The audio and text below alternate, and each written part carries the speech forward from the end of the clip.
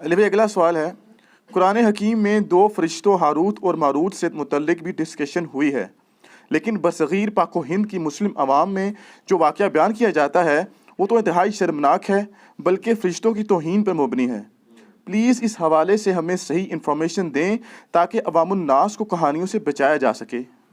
عوام الناس کو کہانیوں سے بچانے کے لیے میرے بھائی آپ کو کہانی بازوں سے توڑ کے نا کتابوں کے ساتھ جوڑنا پڑے گا، اور آپ کو ایک دفعہ بڑے احترام سے ان کے سامنے عرض کرنی ہوگی کیا کہ مرنے سے پہلے اے مسلمان کر لے اس پہ غور، کتابوں کا خدا اور ہے، بابوں کا خدا اور۔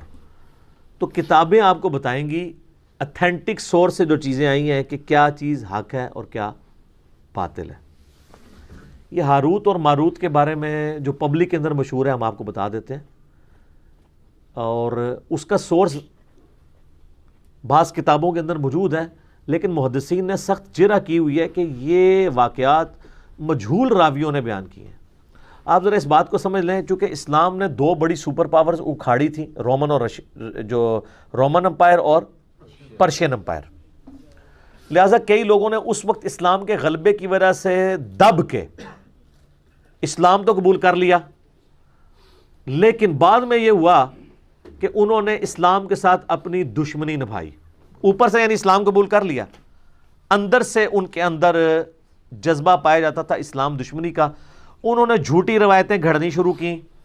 اسی طریقے سے مجہول الحال لاپتہ ان نون لوگوں کی روایتیں بھی چلنی شروع ہوئیں۔ محدثین نے شکر ہے پورا ایک اسماء و رجال کا علم ڈیولپ کیا، جس کے تحت بتا دیتے ہیں کہ یہ روایت اگرچہ مسند امام احمد میں لکھی ہوئی ہے، صحیح ابن حبان میں بھی موجود ہے، المستدرک للحاکم میں بھی موجود ہے، ہاروت اور ماروت سے متعلق جو قصے ہیں کو جوڑ جاڑ کے آلموسٹ وہی سٹوری بن جاتی ہے، لیکن اصول محدثین پہ 0 سے ملٹیپلائی ہے، نہ وہ قرآن میں فٹ ان بیٹھتی ہے، نہ بخاری مسلم میں فٹ ان بیٹھتی ہے۔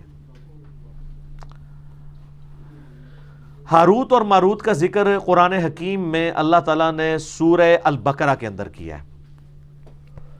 سورۃ البقرہ کی آیت نمبر ہے، اعوذ باللہ من الشیطان الرجیم، بسم اللہ الرحمن الرحیم، 102 ہے غالباً، جہاں پہ اللہ تعالیٰ نے اس چیز کو ایڈریس کیا۔ ہاں جی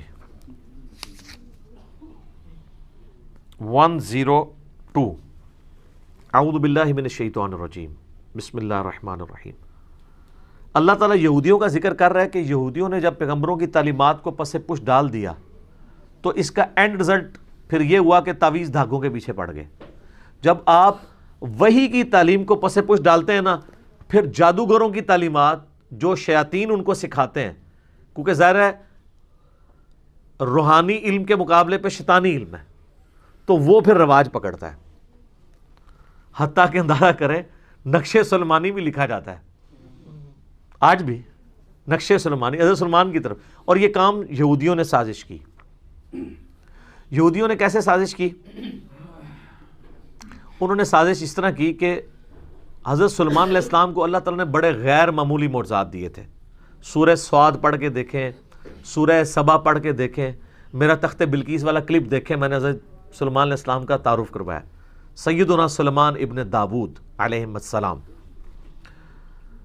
ان کو پرندوں کی بولیاں اللہ نے سکھائی تھی، ہواؤں پہ ان کی حکومت تھی، صبح اور شام کی ان کی جو ٹریولنگ ہے وہ 1 مہینے کے برابر وہ تخت پہ سفر کرتے تھے، پہاڑ ان کے ساتھ تسبیحات کرتے تھے، جنات ان کے لیے مسخر تھے جو سمندروں میں غوطے لگاتے تھے، بڑی بڑی عمارتیں اور تماثیل ان کے لیے وہ کریٹ کرتے تھے۔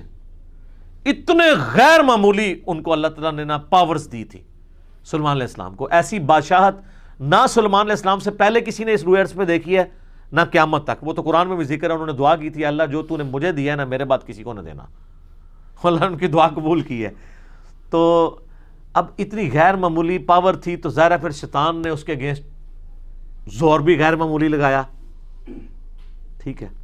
تو حضرت سلیمان علیہ السلام کے پیچھے اللہ تھا، انہوں نے شیاطین کو، جادوگروں کو، ان کو قابو کر لیا، ان سے وہ کام لیتے تھے، قرآن میں ذکر ہے۔ قرآن میں بس اتنا ہی ہے۔ یہ جو سورہ بقرہ کی آیت نمبر 102 ہے نا، اس کے کانٹیکسٹ میں اس کو میں بعد میں کور کرتا ہوں۔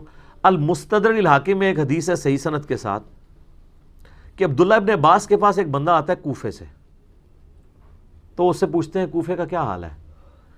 انہوں نے کہا کوفے کا حال یہ ہے کہ کوفے کے لوگ تو یہ عقیدہ رکھتے ہیں کہ حضرت علی علیہ السلام مرے نہیں ہیں بلکہ وہ روپوش ہو گئے ہیں، ان قریب دوبارہ ظاہر ہو جائیں گے، پردہ فرما لیا۔ تو ابن عباس کو غصہ آ گیا۔ دیکھیں صحابہ کرام کس طرح عقیدے کی اصلاح کرتے تھے۔ انہوں نے کہا کہ اگر علی مرنے کے بعد دوبارہ دنیا میں آ جائے گا تو یہ بتاؤ کہ علی کے مرنے کے بعد اس کی وراثت کیوں تقسیم ہوئی ہے، اس کی عورتوں نے نئے نکاح کیوں کر لیے ہیں؟ آئے ہائے ہائے، یہ صرف نبی کا پروٹوکول ہے کہ اس کی وفات کے بعد اس کی بیوی نکاح نہیں کر سکتی کیونکہ وہ امت کی ماں ہے، یہ نبی کا پروٹوکول ہے سورۃ الاحزاب میں، النبی اولیٰ بالمؤمنین من انفسہم وازواجہ امہاتہم۔ صحابہ میں تو کوئی فوت ہوتا تھا دوسرا صحابی اس کی بیوی سے شادی کر لیتا تھا، خود حضرت علی نے حضرت ابوبکر کی بیوی سے شادی کی ہے ان کی وفات کے بعد، اسما بنت امیس سے۔ اسی لیے محمد بن ابی بکر جو حضرت ابوبکر کے بیٹے ہیں پرورش ساری مولا علی نے کی ہے، اسی لیے جنگ جمل میں حضرت علی کے ساتھ تھے اور اما عائشہ کو سمجھاتے تھے۔ سیدہ عائشہ کا قاتل کون، وہ آپ میرا کلپ دیکھ لیں، اس میں نے محمد بن ابی بکر کا تعارف بھی کروایا رضی اللہ تعالیٰ عنہ علیہ السلام۔ تو عبداللہ ابن عباس نے جب یہ اس کو پھکی دی نا، انہوں نے کہا کوفے کے لوگوں اگر علی نے مرنے کے بعد دوبارہ دنیا میں آ جانا ہے تو اس کی بیوہ بیویوں نے اور شادیاں کیوں کر لی ہیں اور اس کی وراثت کیوں تقسیم ہو گئی ہے؟ یہ انہوں نے پھکی دی کہ وہ فوت ہو چکے ہیں، کوئی دنیا میں واپس نہیں آ سکتا۔ حتیٰ کہ مسلم شریف کے مقدمے میں ہے جب کچھ تابعین کے دوران ایک بندے نے آ کے لچ تلا کہ جی جب عبداللہ ابن مسعود ہمارے پاس آئے تھے جنگ صفین کے موقع پہ تو انہوں نے ہم سے ایک حدیث بیان کی، تو وہ تابعین کہنے لگے عبداللہ ابن مسعود تو 33 ہجری میں فوت ہو گئے تھے اور جنگ صفین ہوئی ہے 37 ہجری میں، یہ اپنے مرنے کے 4 سال کے بعد عبداللہ ابن مسعود کیا قبر سے نکل کے آگے حدیث بیان کر گئے تھے؟ نا پہلے نہیں سن لوگ قبریں تو نکل دے، ہاں اس تو بعد بشکارلے بزرگ نکلنا شروع ہو گئے کہانیاں، اُن بھی نہیں نکلتے، اللہ فضل اس پلیٹ فارم دی برکت اُن بھی ڈر گئے اُن نہیں نکلتے، یعنی کہانیوں میں نکلتے تھے، فزیکلی تو پہلے بھی نہیں کبھی نکلے، بیچ میں تھوڑا سا پیریڈ آیا تھا، اب دوبارہ نشت ثانیہ شروع ہو چکی ہے الحمدللہ۔ تو عبداللہ ابن عباس رضی اللہ تعالیٰ عنہ نے کہا کہ اس طرح تو نہیں ہو سکتا، اور پھر انہوں نے کہا اے کوفے کے لوگوں تمہارا حال تو وہی ہے، تم آئے ہو عراق سے، عراق کے لوگ ہی تھے نا، بابل شہر کے رہنے والے، بابل کا نام بھی آئے گا اس میں، بابل ہم اردو میں کہہ رہے ہیں، لفظ بابل ہے اور بیبلونیا انگلش کے اندر دنیا کی سب سے قدیم ثقافت ہے۔ تو یہ تم لوگ ہی تھے نا، جو تمہارے لوگوں کا تو صاحب وہی ہے جو سلمان علیہ السلام نے جب جنات کو قابو کیا تو ابن عباس نے کہا، اور ان کی وہ ساری شیطانی کتابیں جو ہیں جو ان کو شیاطین کچھ خبریں دیتے تھے فرشتوں سے چوری کر کے، تو اس میں جھوٹ ملا کے وہ پبلک کو بتاتے تھے، وہ ساری کتابیں قبضے میں لے کے نا سلمان علیہ السلام نے نا اپنے محل کے اندر دفنا دی اپنی کرسی کے نیچے۔ ان کا رعب تو آپ کو پتا تھا نا، قرآن میں آتا ہے کہ فوت ہونے کے کتنے عرصے بعد تک بھی جنوں کو نہیں پتا چلا تو ان کی کرسی کے نزدیک کس نے لگنا تھا۔ بہرحال جب یہ معاملہ حضرت سلمان علیہ السلام فوت ہو گئے، بعد میں لوگوں نے ان کی کرسی کے نیچے سے انہوں نے کہا پتہ نہیں کرسی میں کوئی ایسی طاقت ہے، وہ جب کھدائی کی تو وہ کتابیں نکل آئیں، انہوں نے کہا اچھا یہ سلمان تو جادوگر تھا، یہ جادو کی خزانے ہمارے ہاتھ لگ گئے ہیں، یہ ان کتابوں کے ذریعے وہ سارے کام کرتا تھا۔ ان کے ماننے والوں نے ان کو جادوگر کہہ دیا، کہتے ہیں یار جادو کے بغیر تو اتنا غیر معمولی علم ہو ہی نہیں سکتا، تو اللہ تعالیٰ نے پھر اس کی نفی کیا۔ پھر ابن عباس نے کہا کہ قرآن پڑھ کے دیکھو، اللہ نے سلمان علیہ السلام کو بری کیا ایسے، اور پھر انہوں نے سلمان علیہ السلام سے متعلق آیت نمبر سورۃ البقرہ کی 102 پڑھی ابن عباس نے، اعوذ باللہ من الشیطان الرجیم، وَاتَّبَعُوا مَا تَتْلُو الشَّيَاطِينُ عَلَى مُلْكِ سُلَيْمَانَ، اور سلمان علیہ السلام کے دور حکومت کے اندر لوگوں نے پیروی شروع کر دی شیاطین کی اوپر جو چیزیں نازل ہوتی تھیں جادوگری۔ وَمَا كَفَرَ سُلَيْمَانَ، سلیمان نے کبھی کفر نہیں کیا، ہائے ہائے ہائے، سلمان جادوگر نہیں تھا، وہ اللہ کا پیغمبر تھا۔ وَلَٰكِنَّ الشَّيَاطِينَ كَفَرُوا، بلکہ شیطانوں نے کفر کیا۔ يُعَلِّمُونَ النَّاسَ السِّحْرَ، وہ لوگوں کو جادو سکھاتے تھے۔ وَمَا أُنزِلَ عَلَى الْمَلَكَيْنِ بِبَابِلَ ہاروت وَمَاروت، اور جو ہم نے نازل کیا تھا بابل شہر میں، بیبلونیا میں، ہاروت اور ماروت 2 فرشتوں کے اوپر۔ وہ بھی ایک علم تھا جو لوگوں کی آزمائش کے لیے تھا، ایک جادو کا علم، ایک وہ علم. کیونکہ اللہ تعالیٰ نے کہا کہ سلیمان علیہ السلام چلے گئے ہیں تو اب ذرا چیک تو کیا جائے نا کہ ان کے پکے مخلص ساتھی کون سے ہیں. کئی لوگ تو وہیں پہ ہی ختم ہو گئے نا، جب وہ کتابیں نکلی تو وہ سفلی علوم کے اندر پڑ گئے. جو باقی بچے تھے اللہ نے کہا ان کو بھی میں ذرا آزماؤں گا. سر اللہ چیک تو کرتا ہے نا کہ نبی کے جانے کے بعد انہوں نے کوئی تعلیمات چھوڑ تو نہیں دی. تو اللہ تعالیٰ نے 2 فرشتے وہاں بھیج دیے جو لوگوں کو ایسا علم سکھاتے تھے جس کے ذریعے میاں بیوی میں جدائی ڈال دی جائے. اب یہ بعض لوگ کہتے ہیں نہیں یہ فرشتے اس طرح کا برا علم کیسے سکھا سکتے ہیں. وہ یار قرآن میں لکھا ہے کہ وہ آزمائش کے لیے تھا. اور اللہ تعالیٰ نے، شیطان کو کس نے پیدا کیا؟ اللہ نے آزمائش کے لیے پیدا کیا ہے نا. ٹھیک ہے نا. ہم کیا کہتے ہیں؟ من شر ما خلق، اے اللہ میں ہر اس چیز کے شر سے تیری پناہ میں آتا ہوں جو پیدا تو نے کی ہے. تو فرشتوں کو اللہ نے آزمائش کے لیے بھیجا ہے. انہوں نے کفر نہیں کیا تھا بلکہ آزمائش کے لیے انسانی شکل میں آئے. اللہ نے ان کو کہا، لیکن دیکھیں ساتھ وہ کلیئر کرتے تھے وما يعلمان من احد، وہ کبھی بھی کسی شخص کو وہ علم نہیں سکھاتے تھے حتی یقولا، جب تک کہ وہ دونوں اس کو یہ نہ کہہ دیں انما نحن فتنہ، دیکھو اللہ نے ہمیں تمہاری آزمائش کے لیے بھیجا ہے، فلا تکفر، کفر نہ کرنا، ہم سے یہ علم نہ سیکھو. یار اس سے بڑی اور ننگی بات ہو سکتی ہے کہ فرشتہ انسانی شکل میں آئے اور وہ آ کے کہے کہ میں تمہیں ایسا علم سکھاتا ہوں جس کے ذریعے تم میاں بیوی میں جدائی کروا سکتے ہو اور کسی کی بیوی کو اپنے ساتھ لگا سکتے ہو اس سے طلاق دلوا کے، لیکن یہ کرو گے تم کفر، اور اللہ نے ہمیں تمہاری آزمائش بنایا ہے، یہ سیکھنا نہیں ہے ہم سے. پھر یہ کہنا نہیں سر تھوڑا جاتے سکھا دو، تو اس کا مطلب ہے تھڑک گئے.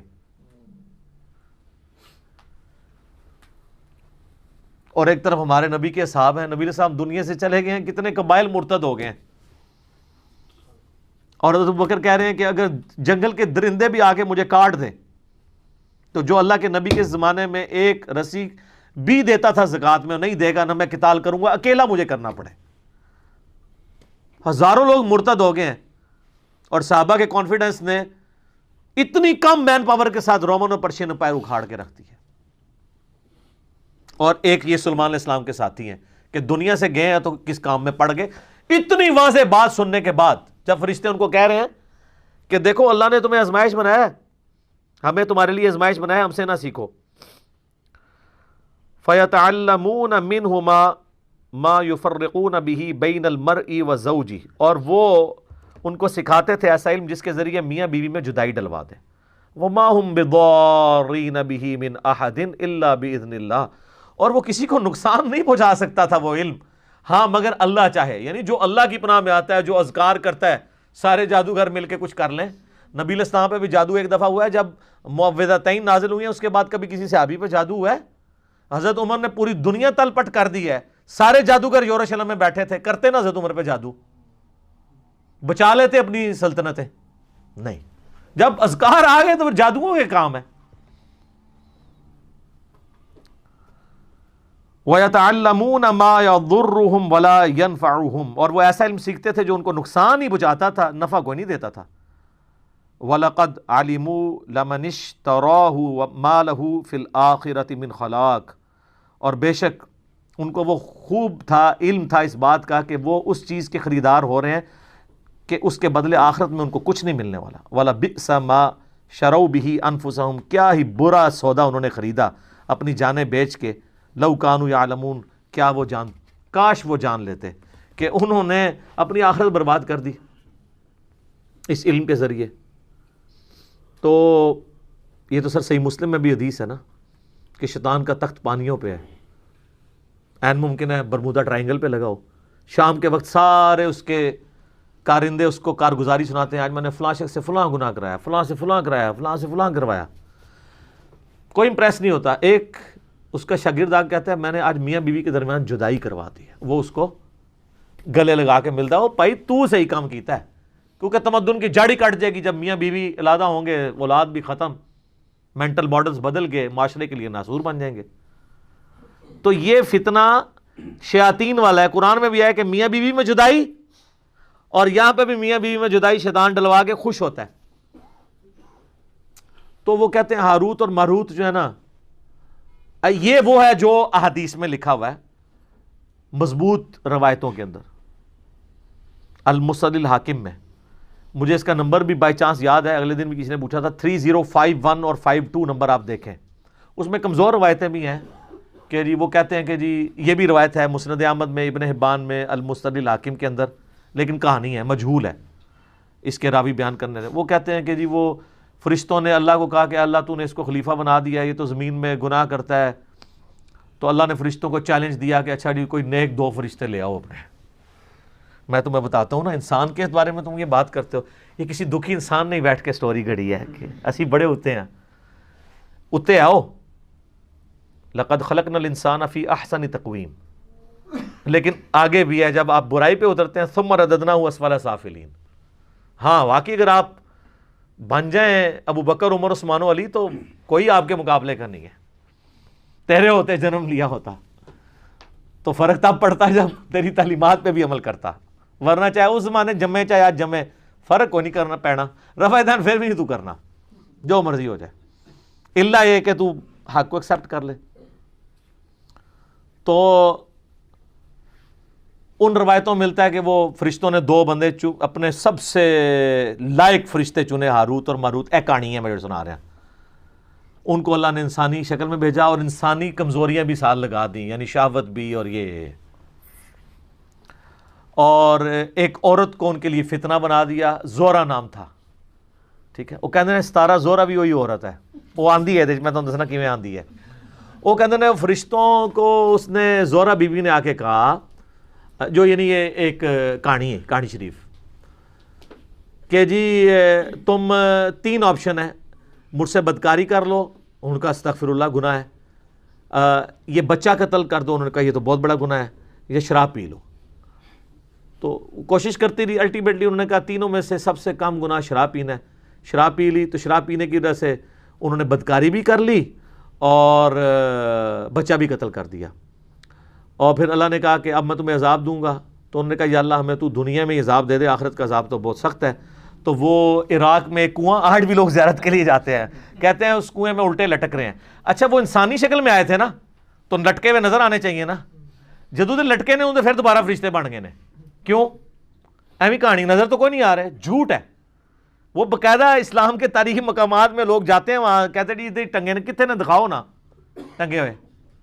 تو کہتے ہیں انہوں نے, ایک سٹوری ہے. دوسری سٹوری ہے کہ وہ جو زورا بی بی تھی نا, جو ہے ہی کوئی نہیں تھی, انہوں نے فرشتوں سے کہا کہ اچھا تم تو آسمان تک جاتے ہو, تو مجھے کوئی نہ ایسا منتر سکھا دو جو میں بھی پڑھوں تو آسمانوں تک پہنچ جاؤں, تو ٹھیک ہے میں پھر تمہارے ساتھ وہ برائی کرنے کے لیے آمادہ ہو جاؤں گی. تو ایک فرشتے نے انکار کر دیا, دوسرے نے کہا کہ ٹھیک ہے میں سکھا دیتا ہوں, اللہ بڑا غفور رحیم ہے, مجھے معاف کر ہی دے گا. یہ بھی لکھا ہوا ہے اس میں جو آپ بھی کر رہے ہیں. پوری سٹوری لو نا, تو اڑے بھرا سی جڑے جعلی ہاروت ماروت نے. تو اس نے اس کو منتر سکھا دیا. جب منتر سکھایا تو وہ عورت اس منتر کے ساتھ اوپر چلی گئی, تو وہ اللہ تعالیٰ نے اس کو سزا کے طور پہ زورا 17 بنا دیا. زورا بنائی ہے انہوں نے, کہانی شریف ہے. اچھا, اور کہتے ہیں وہ جو فرشتہ تھا, دونوں فرشتوں کو اللہ تعالیٰ نے عذاب میں ڈال دیا. یہ سب کہانی ہے. اصل چیز یہ ہے جو اس کے اندر سبق لرن کرنے والا تھا, وہ یہ تھا کہ نورانی علم کو, وحی کی تعلیمات کو, روحانیت کو چھوڑ کے شیطانیت کے پیچھے نہ پڑو. وہ لوگ چلے ہوئے ہیں. سلیمان اسلام کی اللہ نے قرآن میں صفائی بھی پیش کر دی, پھر بھی نقش سلیمانی آج بھی چل رہا ہے. اللہ تعالیٰ نے قرآن میں حضرت عیسیٰ علیہ السلام کی امام الموحدین ہونے کی گواہی دے دی, شرک سے بیزاری کی گواہی دے دی, پھر بھی آج ان کے نام کے اوپر 2.25 ارب لوگ شرک کر رہے ہیں. تو اللہ نے تو یہی کیا کہ آپ کو بتا دیا, اب آپ نے نہیں ماننا تو آپ نہ مانیں. تو یہ ہاروت اور ماروت کی یہ سٹوری ہے, لہٰذا یہ جہاں کے بھی آپ کو ملے. ایون حافظ ابن کثیر نے بھی یہ روایتیں نقل کی ہیں, کچھ کا تو انہوں نے رد کیا ہے, کچھ پہ خاموشی اختیار کر لی ہے, کچھ پہ وہ خود پھر مانتے ہیں کہ یار یہ روایتیں تو ایسی ہیں, پھر وہ کہتے ہیں نہیں ہے انٹرسٹنگ ہے, میں بیان بھی کر دیتا ہوں. کیونکہ لوگ کہانی بھی سنتے ہیں نا. تفسیر ابن کثیر میں یاد رکھیے گا 20% سے زیادہ کہانی ہے اس کے اندر بھی. ادھر بھی صرف جو حدیثیں ہیں نا اور صحیح سند سے وہی لینی ہے آپ نے. جیسے مسلم شریف کی شرح میں جو شرح میں اسے کہتا ہوں, جو لکھتے ہیں مولوی حاشیے میں, اس کو نہیں آپ نے دیکھنا. آپ نے وہ مولانا شریف ہے, مولانا شریف کو مسلم شریف سے نکال کے مسلم شریف کو پاک کرنا ہے. اس طریقے سے تفسیر ابن کثیر میں بھی جو احادیث ہیں جن کی پوری اسناد ہیں, ان کو آپ نے دیکھنا ہے, اور وہ سند بھی صحیح ہو. باقی جو سٹوریاں اللہ معافی دے ابن کثیر میں ایسی ولگر قسم کی اسٹوریاں لکھی ہوئی ہیں جو بیان بھی نہیں ہو سکتی، تو وہ انہوں نے کہانی اسرائیلی روایات لکھ دی ہیں. میں بتا رہا ہوں نا کہ اسرائیلیات ہمارے اندر آئی ہیں. شروع میں جو نیو مسلم تھے نا انہوں نے اسرائیلی روایات بیان بھی کی ہیں. ایسی روایات جو قرآن و سنت سے نہ ٹکراتی ہوں، ہم نہ ان کو مانتے ہیں نہ انکار کرتے ہیں، کیونکہ بخاری میں نبی علیہ السلام نے منع کیا اس سے، لیکن مانتے بھی نہیں. لیکن جو صراحتاً ٹکرا رہی ہیں انبیاء کی توہین پہ مبنی ہے، ہم جوتے کی نوک پہ رکھ کے ان کو باہر پھینکیں گے کہ انبیاء کا کریکٹر یہ نہیں ہے جو تم بیان کرتے ہو، نہ فرشتوں کا کریکٹر ہے. قرآن میں تو بار بار آیا ہے، سورہ تحریم کے اندر آیا کہ فرشتے وہی کرتے ہیں جو اللہ ان کو حکم دیتا ہے، سرتابی نہیں کرتے. اور یہاں پہ میں ضمناً عرض کر دوں ایک بات، قرآن میں 7 دفعہ آیا کہ اللہ نے فرشتوں کو حکم دیا کہ سجدہ کرو. سب فرشتوں نے حضرت آدم کو سجدہ تعظیمی کیا، عبادت والا نہیں، سوائے ابلیس کے. تو لوگوں کو شائبہ ہوتا ہے شاید ابلیس وہ فرشتہ تھا جو نافرمان ہے، تو ہاروت ماروت بھی ہو سکتے ہیں.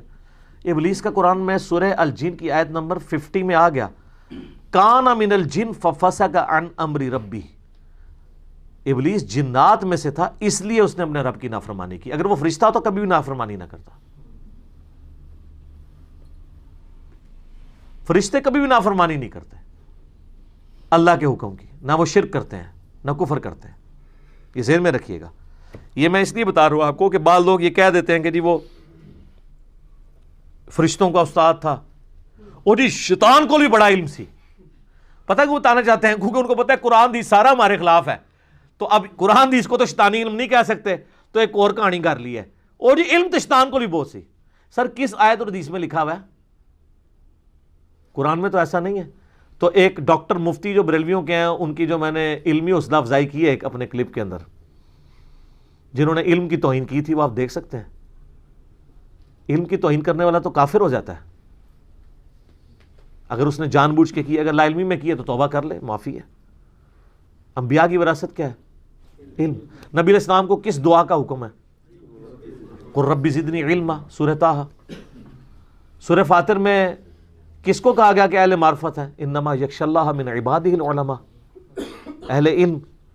سورہ الزمر میں قل هل يستوي الذين يعلمون والذين لا يعلمون انما يتذكر اولو الالباب. بھلا بتاؤ علم والے اور بغیر علم والے برابر ہو سکتے ہیں؟ نصیحت تو قبول نہیں کرتے مگر عقل والے. سب کچھ علم کے گرد گھومتا ہے اور آپ علم کی توہین کریں. پیر نصیر الدین نصیر رحمہ اللہ تعالیٰ نے نا ان جعلی لوگوں کی مٹی پلید کی ہے، جعلی علماء اور جعلی پیروں کے. ویسے پیر جو اصلی بھی ہوتا ہے نا وہ بھی جعلی ہوتا ہے، کیونکہ عربی میں پے نہیں ہوتی ہے. تو باقی ہم چونکہ ایک ریناؤنڈ ہے چیز، خوب مٹی پلید کی ہے ایک اصلی پیر نے، پیر نصیر الدین نصیر رحمہ اللہ نے.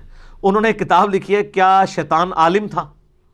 سر جو مٹی پلید کی ہے انہوں نے، جو لوگ کہتے ہیں نا شیطان علم والا تھا وہ گمراہ ہوا ہے، انہوں نے بتایا کہ شیطان کے پاس علم ہوتا نا تو کبھی گمراہ نہ ہوتا، وہ خالی عبادت گزار سی.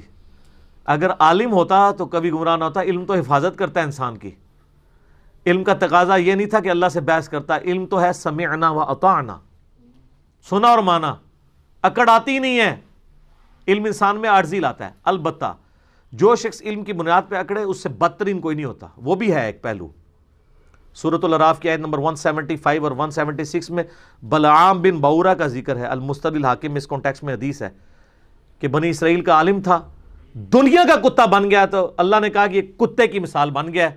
جیسے کتے پہ بوجھ ڈالا جائے تب بھی زبان اس کی باہر رہتی ہے، نہ ڈالا جائے تب بھی زبان ہانپتا رہتا ہے، کیونکہ دنیا کی محبت کا شکار ہو گیا علم کے باوجود، اور اس علم سے اس نے نفع نہیں حاصل کیا. جو علم سے نفع حاصل کرتے ہیں علم ان کی حفاظت کرتا ہے، اور جو علم کو شوکیس میں رکھ دیتے ہیں تو وہ قرآن میں آیا کہ ان گدھوں کی مانند ہے جن کے اوپر پیٹھ پہ کتابیں لدی ہوئی تھی. یہ میں کتابیں رکھتا ہوں، وہ کہتے ہیں نہیں جی وہ تو قرآن میں مثال ہے. یہ سر یہ قرآن میں اس گدھے کی مثال ہے، گدھا شریف کی، کہ جو اپنے کندھے پہ اٹھاتا ہے لیکن وہ پڑھ نہیں سکتا. تو وہ گدھا شریف وہی ہیں جن کے شوکیس میں لکھے ہیں وہ پڑھتے نہیں ہیں. یہاں جو بیٹھے ہوئے ہیں نا وہ پڑھتے ہیں اور آپ کو بھی بتاتے ہیں کہ آپ بھی نکال کے پڑھ لیں. تو وہ گدھے کی مثال نہیں ہے، بلکہ اللہ نے ایسے اہل علم کی تو تعریف کی ہوئی ہے. کہتے ہیں نہیں گدھے کی مثال آئی ہے. گدھے کی مثال ان کی آئی ہے جو علم سے استفادہ نہیں کرتے. جو استفادہ کرنے والے ہیں وہ تو انما یخشی اللہ من عبادہ العلماء. ہاروت اور ماروت سے بات ادھر نکل گئی. ہاروت اور ماروت اللہ تعالیٰ کے فرشتے تھے، ان کی توہین نہ کریں، اور ان کے بارے میں یہ جھوٹا الزام لگانا یہ آپ کو گستاخی کے اندر لے جائے گا. توبہ کریں. کہانیاں ہیں، بیان ہوئی ہیں، کچھ مسند احمد، صحیح ابن حبان میں، حاکم میں بھی آ گئی ہے، لیکن مجہول راویوں سے ہے۔ صحیح بات وہ ہے جو میں نے المستدل الحاکم سے 305152 نمبر حدیث جو میں نے بیان کی ہے ابن عباس کے حوالے سے، کہ سارے جھوٹے الزامات تھے، اس کو اللہ نے کنڈیم کیا ہے کہ حضرت سلیمان علیہ السلام نے کبھی کفر و شرک کی تعلیم نہیں دی، کوئی تعویذ دھاگے نہیں کیے، وہ وہی کا علم سکھاتے تھے۔ یہ ان کے ماننے والوں نے ان کی طرف غلط باتیں منسوب کر دی ہوئی ہیں، اس میں ان کا کوئی قصور نہیں ہے۔ سلیمان علیہ السلام نے کبھی کفر نہیں کیا، وہ تو پکے مواحد تھے۔ اور میں اس کانٹیکس میں ریکویسٹ کروں گا، میرا تخت بلقیس والا آپ کلپ دیکھیں ضرور، اس میں نے سلیمان علیہ السلام کا تعارف کروایا ہے کہ کیا وہ شخصیت تھے، اللہ نے ان کو کیا کیا خوبیاں دی تھی۔ لیکن بنی اسرائیل ان کے خلاف ہو گیا، حالانکہ خود سلیمان علیہ السلام ابراہیمی تھے، ان کی اولاد میں سے تھے، لیکن جب ان کی غلطیاں ہائی لائٹ کیں، جس طرح حضرت عیسیٰ علیہ السلام کے یہ خلاف ہو گئے، سلیمان علیہ السلام کے خلاف ہو گئے۔ پھر قرآن میں اللہ تعالیٰ نے یہ بھی فرمایا کہ ہم نے داود اور سلیمان کے ذریعے خود بنی اسرائیل پہ لعنت کروائی ہے، تو وہ تو ماننے کے لیے تیار ہی نہیں تھے۔ ان ہستیوں کو اللہ نے ان کو عزت دی، نبوت سے سرفراز فرمایا، عزت دی، کتاب نازل کی، زبور ان کے والد کے اوپر، اور جانشین بنایا ان کو۔ تو یہ نقش سلمانی پھر بھی چل رہا ہے، سلمانی ٹوپی بھی چل رہی ہے، پتہ نہیں کیا کچھ چل رہا ہے سلیمان علیہ السلام کے نام کے اوپر۔ سب کہانی ہے سر، قرآن سے جڑیں، احادیث سے جڑیں تو آپ کو سچائی پتہ چلے گی۔ ٹھیک ہوگا جی؟ اللہ تعالیٰ سے دعا ہے جو حق بات میں نے کہی، اللہ تعالیٰ ہمارے دلوں میں راسخ فرمائے۔ اگر جذبات میں میرے منہ سے کوئی غلط بات نکل گئی، اللہ تعالیٰ ہمارے دلوں سے ہی محو کر دے، ہمیں کتاب و سنت کی تعلیمات پر عمل کر کے دوسرے بھائیوں تک پہنچانے کی توفیق عطا فرمائے۔ سبحانک اللہم و بحمدک، اشہد ان لا الہ الا انت، استغفرک و اتوب الیک، وما علینا الا البلاغ المبین۔ جزاکم اللہ خیرا، احسن الجزاء۔